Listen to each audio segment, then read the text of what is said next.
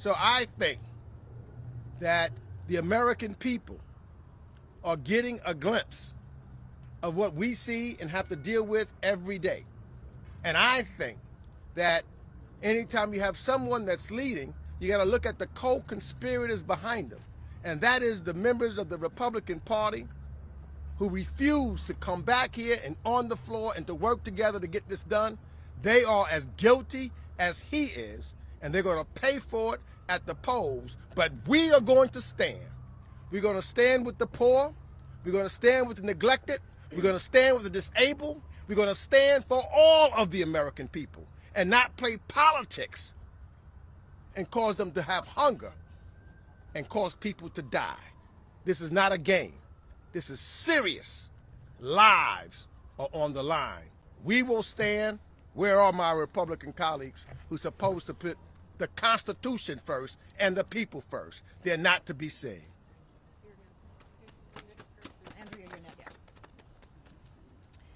Good afternoon. This morning, President Trump said that he will only distribute SNAP benefits when the government reopens. He said this despite a federal judge ruling that he must use emergency SNAP funding to make sure that families do not go hungry. If there is one message that I want you to take away from today, it's that this president is willing to break the law to starve people. I'll say that again. The president is willing to break the law in order to starve people. Over the weekend, I had the chance to visit with people in my district, Dingell and Raven, who are trying to get ahead. They're working moms, trying to put food on the table. I visited Marion Polk Food Share in my district, and when I spoke to their staffs, it's clear families are hurting. More than ever, people need help putting food on the table, and at the same time, there's less food to go around. And so when children, seniors, veterans are hungry, what is the president's response? Does he send a $40 billion check to those families like he did to Argentina?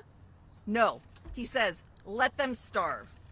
To the 42 million Americans, including over 100,000 people in just my district alone who rely on SNAP, who rely on $6 a day worth of food, here's what I want you to know. The president and the Republican Party have decided that it's necessary for 42 million people to go hungry as a political tactic. They believe that you are not deserving of help, and they're willing to break the law to make sure you don't get it. But my Democratic colleagues and I are here to tell you, they are wrong. You did not do anything wrong. You do not deserve this cruelty. Hunger is a policy choice. You deserve support. You deserve to be helped. And everyone up here is willing to fight like hell to make sure you get it. Thank you. Next up, I am pleased to welcome my colleague from Delaware, Congresswoman McBride. Thank you so much, Representative Salinas. I stand here today on behalf of more than 100,000 Delawareans who rely on SNAP to put food on their table and who have seen their lives thrown into chaos and uncertainty because of the cruelty of Donald Trump. No matter our politics, we should agree on this. No child in America should go hungry. But right now, Donald Trump is choosing to withhold life-saving food assistance that millions of families rely on just to get by. In Delaware, I think of a 25-year-old mom from Laurel who's about to bring her first child into this world. Her doctor told her that she couldn't keep working at the chicken plant so late in her pregnancy. So now she's without an income. She is doing everything right, but she's left wondering how she'll afford the next meal for herself. That's what these programs mean. They're not handouts, they're lifelines. They help working families bridge the gap between a paycheck and a pantry shelf. If the Republican Party is truly pro-family, they would join us in demanding that this administration fully fund SNAP. If they were truly pro-life, they would work with us to solve this healthcare crisis. But instead, they are nowhere to be seen. Donald Trump has the full legal authority, and let's be clear, the legal obligation to fund SNAP right now. He could feed 42 million Americans today, including millions of children, seniors, and veterans. If he wanted to feed the hungry, he would. Instead, he is choosing cruelty over compassion. And families in Delaware and across the country are paying the price. Every parent, every neighbor, every community deserves better. And all of us will continue to keep fighting until no one in this country has to wonder where their next meal will come from. And with that, I'd like to yield to a co-chair of the Steering and Policy Committee, my friend, Representative Robin Kelly. Thank you to my colleague. Thank you for everyone for being here. There are nearly 190,000 people in the 2nd Congressional District of Illinois that depend on SNAP. So nearly 1/4 of my district, urban, suburban, and rural, that are going hungry. We need these funds released, not next week, not next month, but now. As you've heard, he found $40 billion to bail out Argentina, $300 million for his ballroom, and I don't believe that's coming out of his pocket. It is okay with him that children starve, veterans starve, seniors starve, and people with disabilities, that the money is not there for them. We talked about the judges that said, feed the people, let the money go. He's a convicted felon. He doesn't care what the judges say. And I want to tell people, we are all in this together. Whether you're on SNAP or not, if people can't buy groceries, that affects the large stores and the small stores. They won't need as many people working there. They won't need as much food. So the farmers lose out also. We are all in this together. It's not about the other guy. It's about all of us. And with that, I'd like to introduce my great colleague from the great state of Pennsylvania, Chrissy Houlihan. Thank you so much for the chance to talk to you. I'm struck by two images. One is the opulence and disgustingness of the party that was held at the Mar-a-Lago last week or this weekend. A Great Gatsby, let them eat cake kind of moment. And the other is a visual that I can't get out of my head of the Grinch. And the Grinch, as you all remember when you were children, slithering down the Christmas tree to take everything away from that family, including Cindy Lou Who's candy cane. It's really hard not to understand or see that this is exactly the same image that's happening, but it's not her candy cane, it's her dinner that's being taken away right now. Next week we will be celebrating Veterans Day, and I'm here to talk about veterans, where we celebrate the long time honored tradition of the contributions of people in uniform that they make to our nation. Unfortunately, the Trump administration has apparently decided that this Veterans Day, we're going to let 1.2 million veterans across this country, about 60,000 across my home state of Pennsylvania, go hungry rather than honor them for their service. And just today, I received some testimonials from veterans in my office, and I will quote them. I'm unemployed, and my family of four just lost SNAP. My wife is on disability, and I've started dipping into my 401k just to cover my bills. Another one today. My family's been to multiple food banks just to eat, while Congress still gets a paycheck. And I'd like to point out that we're all here, and I haven't seen a Republican all day. This administration, and dare I say Secretary Pete Hegseth, talk a lot about supporting our military and the warrior mentality they're in, but they are sending 13% of military households to not be able to eat because 13% of military households rely on these programs as well. So right now, today, there's a $5 billion contingency fund sitting at the Department of Agriculture that could be used to pay these benefits and pay them now. Something that this administration apparently has no interest in doing. They did, however, have the time to spend in fighting this in court, which they, by the way, lost. And even just in the last few days, they've said again, they will comply, they won't comply. Now they say they will again, or will they again? This reminds me very much of Grinch, you know, on again, off again, in again, on again, around again. Those kinds of words just roll through my head. Regardless of what Trump is saying now, the end result is the same right now. Vulnerable people in America and our veterans and armed service members are struggling. These are real people. Hunger isn't about politics, it's about principle. We demand that we are met here by our Republican colleagues, that they unfreeze the money and that we unlock this government now.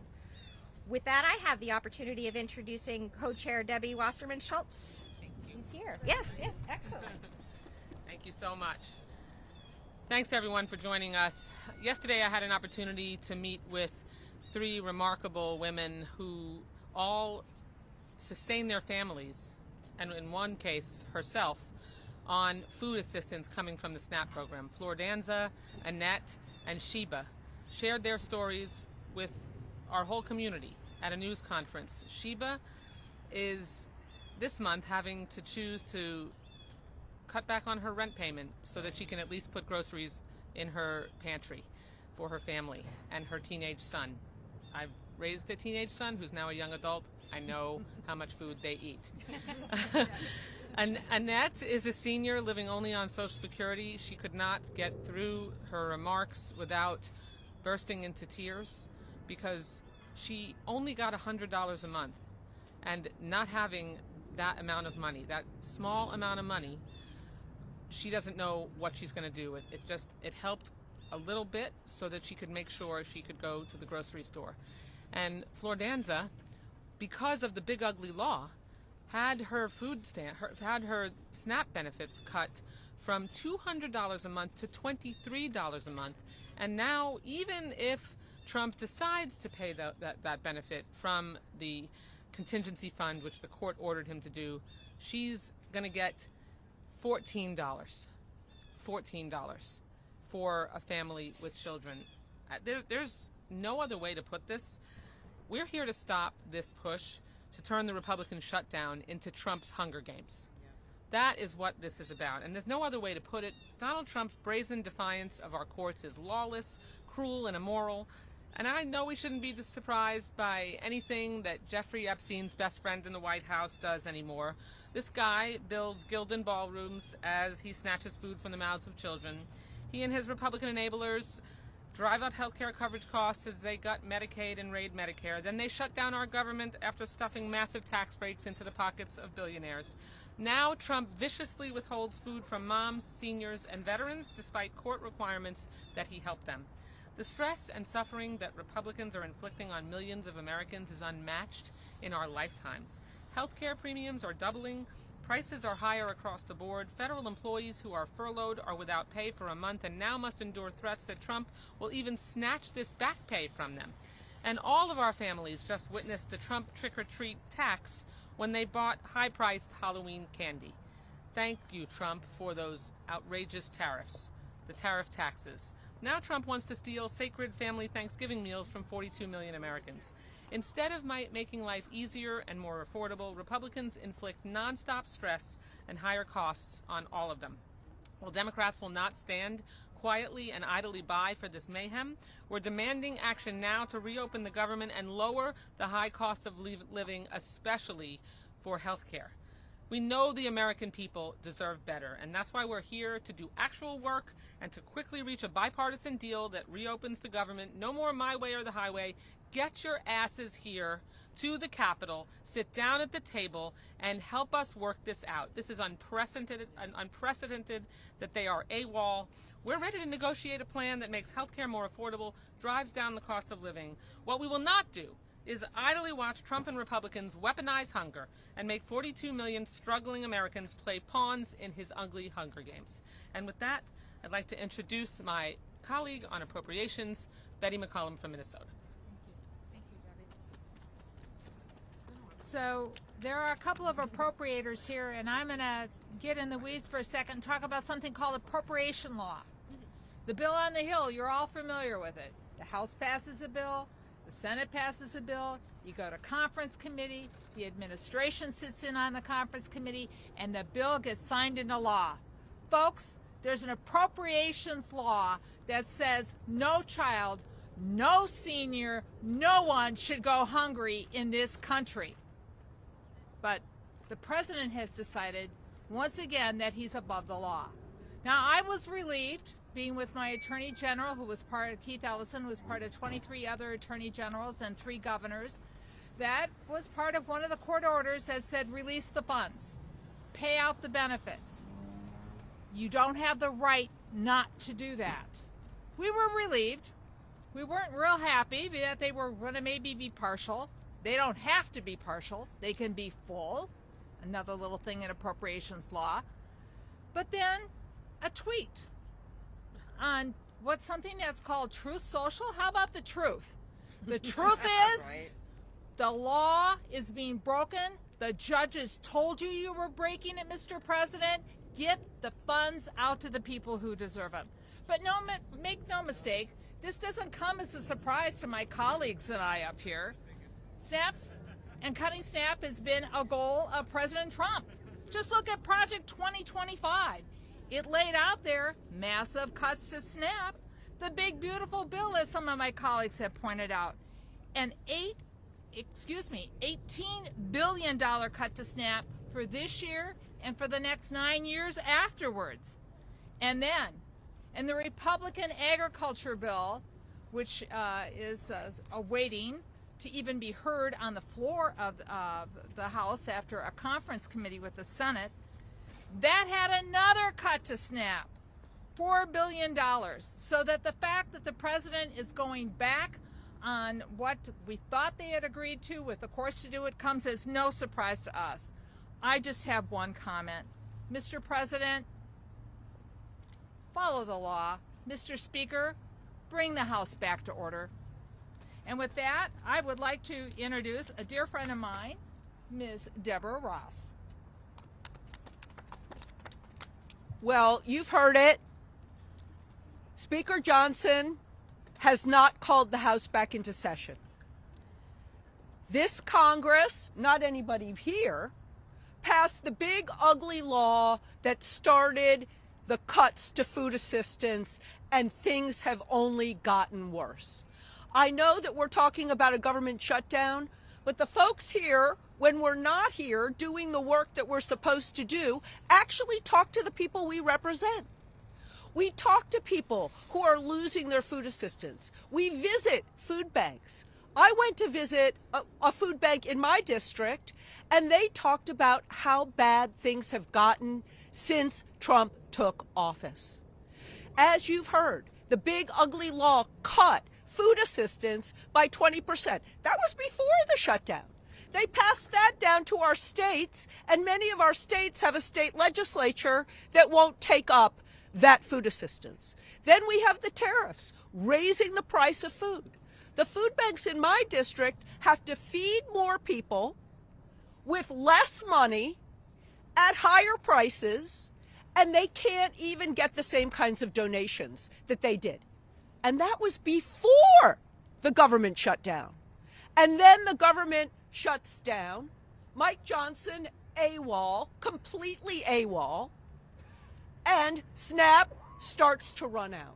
But as my colleague, Betty McCollum, said, Congress thought about that in advance and put together a contingency, a law that says that people get fed. And what did Trump do? Ignore the law yet again. Then he gets sued. He loses yet again. And then he says, I don't care. It is time that he and his administration are held accountable. It is time that Mike Johnson calls us back into session, and it is time that we do the work of the American people. I am now going to turn it over to my good friend from Maryland, Glenn Ivey. Thank you, Deborah. Thank you to my colleagues. I just came from my district, which is about 5 miles east of here, and had a chance to talk to a number of my neighbors, frankly. One of these events was in my town.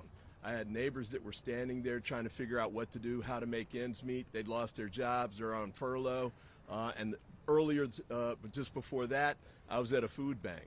And we had the line around the corner. We had people standing in line, some of whom I recognize. In fact, one of the women in that line used to work for me when I was the state's attorney in Prince George's County. And she was embarrassed to be standing in that line, having to come and get food. But I said, you know what? This isn't on you. This isn't your fault. This is the fault of the Trump administration and the Republicans. They brought this on you. They brought this on the American people. The SNAP issue they brought on 42 million Americans, and they should be totally ashamed about it. And the court said pretty much the same thing. They said what you're doing is illegal. There's a fund there that you should be using to make sure we don't have hungry people who have to skip meals, veterans, elderly, children. Use the money You're legally obligated to do it, and he's still trying to dance around and find a way not to do it. One of the ladies I talked to today, she said, you know, Mr. Ivey, these guys are even worse than I ever imagined they could be. But you know what? We're stronger than they thought we were. And we need you to be just as strong as we're being. These are people who are hungry. These are people who've lost their jobs. These are people who are worried about losing their health insurance.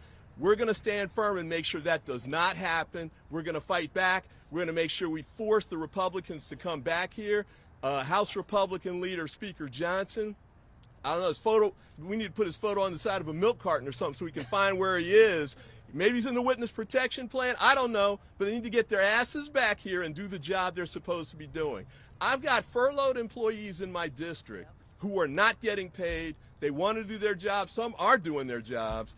The only federal officials who should not be getting paid are the House Republicans because they've been absent without leave, and they need to get back here and do their job. So with that, I'll stop. I want to introduce Madeline Dean, my colleague from Pennsylvania. Hi, I'm Madeline Dean. I represent Montgomery and Berks County, suburban Philadelphia. I want to just start with what I've been starting with for the last 10 months. What we are going through is not normal. We cannot normalize this grotesque administration, the lawlessness, the corruption, the incompetence of it. Take a look at the newspaper today. Top headline, administration won't fully fund food assistance as it comes back from its weekend with the Great Gatsby themed party in Mar-a-Lago, and as he's designing his Great Gatsby themed ballroom.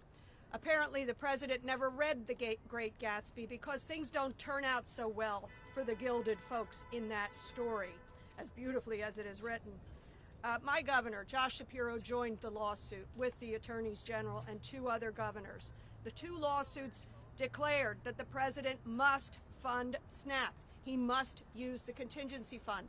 But why would we even be having to ask this president to make sure that our children, our seniors, our veterans who rely upon SNAP resources, the little that they are, be actually funded? Why in God's name would we have to do that when we have a president who somehow found $40 billion for Argentina? I'm newly an appropriator. We didn't appropriate that. He found $40 billion here. He can't find $9 billion to feed hungry Americans. In my district, 51,571 people rely upon SNAP. As you've heard, it is children, it is seniors, it is veterans. I've met with them. 75,000, roughly 10% of my suburban Philadelphia district will go hungry any night. 10% of folks in the richest country in the nation. And yet we have to plead with a president and his corrupt administration to release the resources when he's happy to release the resources for his friends. In Philadelphia, I wanted to compare it, my neighboring city, 450,000 people rely upon SNAP. That's generally $2 a meal per day. We're not talking people getting rich on this. This is the basics. And I have visited, like some of my colleagues, I've visited food pantries in my area.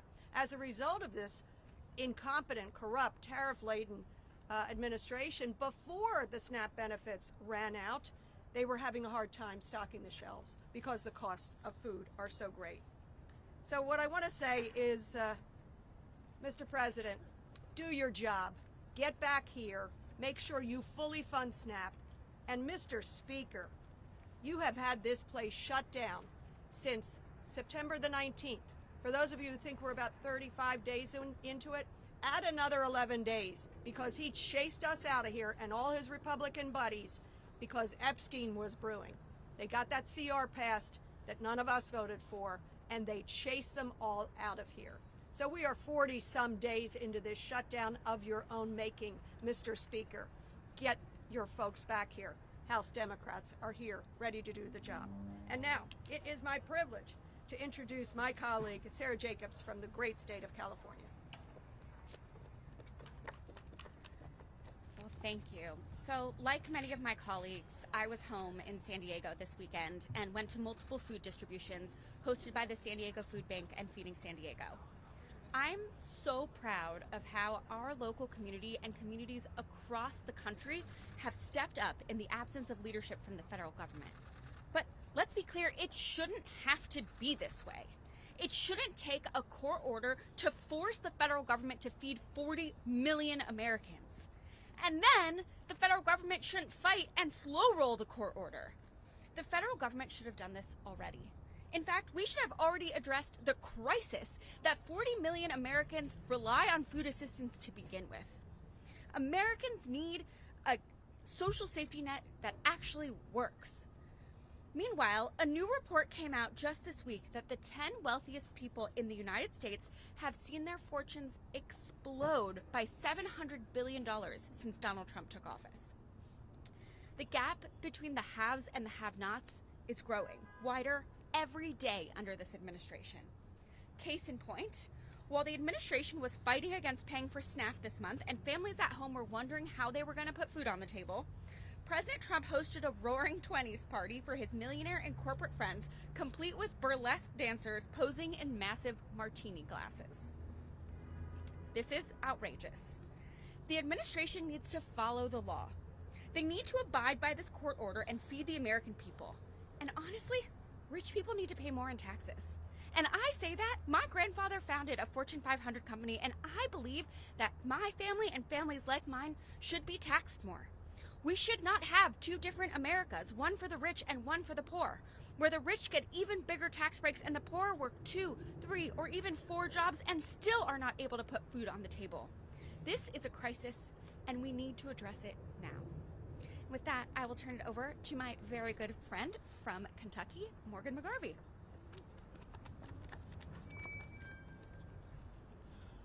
Already 1 in 5 kids in this country is going hungry. And here we have Donald Trump. He's using food as a weapon. He is using starving kids as his political pawns. It is wrong, it is cruel, and it is a choice.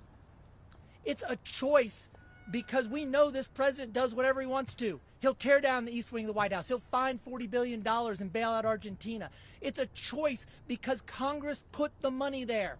We said we don't want kids in this country going hungry, and so we put money aside so that no matter what happens in Washington, there will be money there to feed people.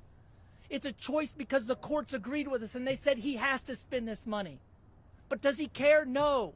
Does he care about the courts? Does he care about the laws? Does he care about kids? No. He got on his jet, he said screw him, and he flew down to his private club. But while he was at Mar-a-Lago, we were at the food pantries. We were at the can drives in our communities. I went to the homeless shelter in Louisville, Kentucky, and guess what? The shelves are already bare.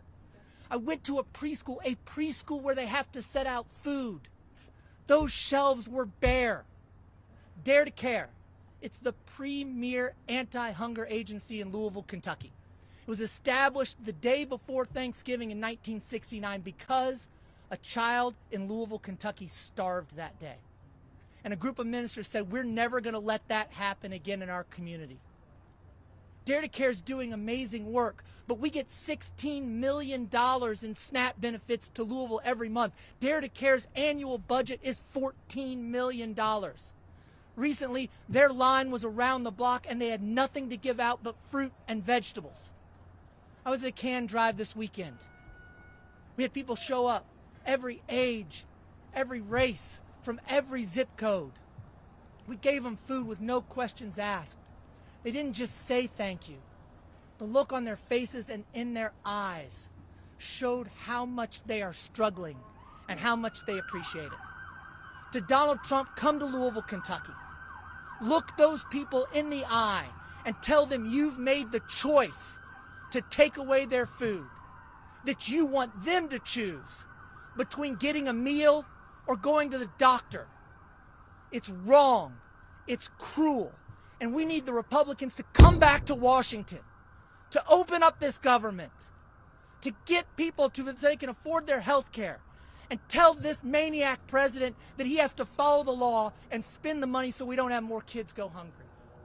With that, I want to turn it over to my good friend and a champion for working families, Val Hoyle.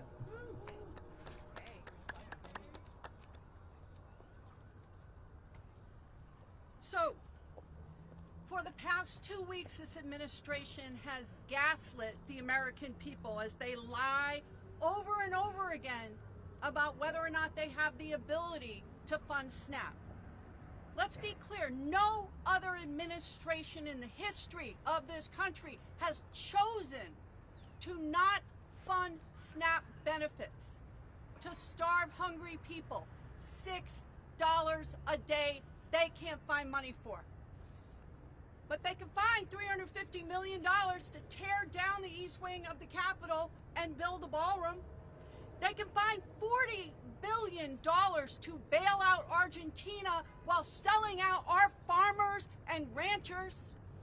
Tens of millions of dollars a day for ICE, who are going after not the criminals, but ordinary, hardworking people, American citizens, people that are here legally. They can find money for that. $170 million for Kristi Noem to buy 2 new private jets. Why did she need 2 jets? You can only use one at a time. So they want to blame Democrats, but look around. Republicans are not here. They refuse to show up at work. In their Republican budget bill, just cut SNAP's budget by nearly $200 billion. And they want us to check the box and say that's okay. They could use some lessons about the dignity of work, because they wouldn't know the dignity of work if it hit them in the face. Where are they? If they were here, we could negotiate opening up the government again, paying hardworking federal workers, our Capitol Police, our air traffic controllers, our TSA agents who are showing up to work, not getting paid, and using food from the food pantry. I went to food banks like everybody else here, and I was in Coos Bay, Oregon, and the woman at the food bank said, by the end of the month, I wonder how many mothers are going to pretend they're not hungry while they give their food to their children, so that their children don't go hungry on 1 meal a day. This is absolutely, fundamentally wrong. This is a fixable problem, but the Republicans think that the more pain they cause, the more the American people will blame the Democrats. This isn't about blame. This is about feeding hungry people. And most people on SNAP who can work, do work. They show up and work while we subsidize corporations that got giant tax breaks in the House Republican budget bill, but pay their workers starvation wages. So, if you're working class, you don't matter to these people who haven't shown up. So to the working men and women of America, we say this: do not believe them, do not listen to them. We see you, we are fighting for you, and we are here. And with that, it's my honor to turn this over to Representative Hillary Schulten from the great state of Michigan.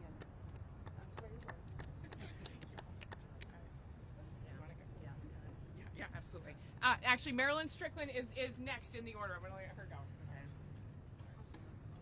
Well, thank you to all of my colleagues who stuck this out. And I'm not going to repeat anything that was already said, but here's a very important point I want to make. Access to health care and access to food should not be a partisan issue, because the people affected by this are not having to show their political credentials when they get food or when they need health care. The fact that we are having this argument in the year 2025 is completely absurd. And to Speaker Johnson, who claims he is a man of God, who loves to quote the scripture, what would Jesus do when he thinks about starving children, starving elders, veterans who served our country with honor going hungry, military families today that sometimes qualify for food stamps and SNAP assistance? The other thing I will also say is this: this administration continues to show its ass. They are corrupt, they are crazy, they are chaotic, and they do not care about the American people.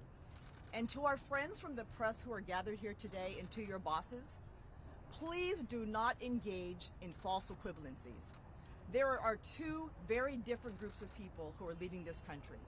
You have the GOP and their president and members of their Senate and their House who are bending the knee, who are afraid to do the right thing for the American people, and you have the Democrats who stand with the American people.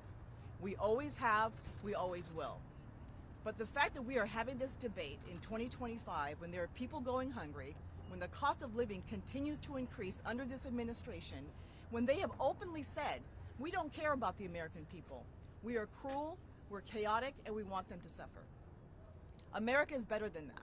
And House Democrats and Senate Democrats are fighting every single day for the American people. There is no equivalency. Democrats are doing the job. Republicans are missing in action.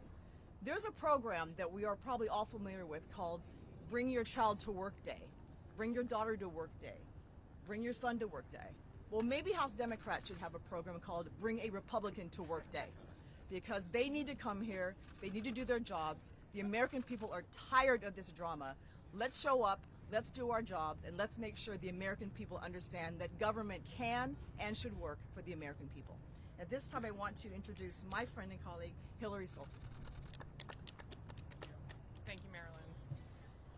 Night is falling here in Washington, D.C. and around the country. Back home in West Michigan, thousands of families are going home from work after putting in a full day and wondering how they are going to feed their families because of the cruelty, a choice, the cruelty of the President of the United States of America. They are wondering where their next meal will come from. When my constituents ask, where was my representative at a time when we were in crisis, I want them to know I was here fighting for them. The president's illegal actions today, defying a court order, are unprecedented. Mr. President, I have a word for you directly. This is not your money. This is the money of the United States taxpayer, specifically allocated for emergencies such as this. Release those funds. Allow it to flow to the families in need. To my fellow Christians who show up here and dare to quote scripture, I have some scripture for you, Matthew 25. And the Lord said, for I was hungry and you didn't feed me. I was thirsty and you did not give me food. And then they will turn to him and said, Lord, when were you there? And we didn't do those things. And he said, yea, though you do for the least of me, though you also do for me. Now I'm happy to turn it over to my colleague, Wesley Bell. You know, as a freshman member, I have a different perspective, and I'm looking out to you all, and I'm like, you all see this, right? Like, the people listening are watching on television. You all see this. It's not just us. Democrats are here standing for nutrition assistance, food. We're standing for Medicaid. We're standing for the American people. And I'll keep this real simple because I focus on the folks at home in the St. Louis area. Over 47,000 households in my district depend on SNAP benefits and nutrition assistance. That's 47,000 people. 655,000 people in my state, in the state of Missouri, rely on SNAP benefits. And so this is not a pawn in a chess game or in a political game. And what I'll also say is, I've had the opportunity to serve as a judge. I've had the opportunity to serve as a prosecutor, DA. I've had the opportunity to serve as a defense attorney and a public defender. And when the law tells you to do something, and then a court also backs it up, when you don't do that thing, it is called breaking the law. And we have an administration that seems to, well, I guess we know 34 times the court has ruled that he's broken the law. And what we're saying is that when it comes to protecting our most vulnerable, we cannot tolerate that. Folks need to depend on the food in the wealthiest, most powerful, the strongest democracy that the world has ever seen. No one should go without food. And so a court has ruled that the administration should fund SNAP. We expect that to happen. We expect our Republicans to get back to work, and let's open the government so that it's working and that it's working for the American people. I get the pleasure of introducing my friend and another fighter for the voiceless, Representative Maxine Dexter. All right, thank you for sticking with us on this incredibly important day and discussion. My name is Maxine Dexter. I am a mother, a physician, and very proud to represent Oregon's 3rd Congressional District. And for almost 20 years, I took care of the sickest patients in the hospital. Routinely, their inability to afford health care, to afford their prescriptions, is why they ended up in the hospital. It's hardworking people who delay or skip medications because they can't afford their basic needs like food and like the cost of health care. And today, Donald Trump is making that impossible choice even crueler. After spending the weekend proudly playing with billionaires at Mar-a-Lago, Trump announced he wouldn't follow the court order to provide 42 million Americans with food assistance. His team may say otherwise, but we know who calls the shots here. No one should have to decide whether to buy groceries or medicine, whether to feed their children or see a doctor. But that's the position Trump is choosing to put 42 million Americans in. Instead of following the law and using SNAP and the contingency fund, a tool he has used in his first term, Trump is choosing cruelty. He's choosing to starve families for political points. In the richest country in the world, hunger is not inevitable. It is a policy choice. Donald Trump is choosing cruelty over compassion. He's choosing billionaires over families. He is choosing to maintain his own political power over helping the people he was elected to serve. House Democrats choose differently. We are choosing compassion. We are choosing to fight for every person who's ever skipped a meal so their kids could eat, for every patient who has ever had to pick between a full pantry or a full prescription. And we are not backing down. Because no matter how loud or how lawless this administration becomes, we are louder. Because hunger is not a partisan issue, it is a moral one. We are showing up. We will use every single tool at our disposal, legislation, litigation, and public pressure to keep our families fed. Thank you so much for being here. And with that, we'd like to close this out. Thank you.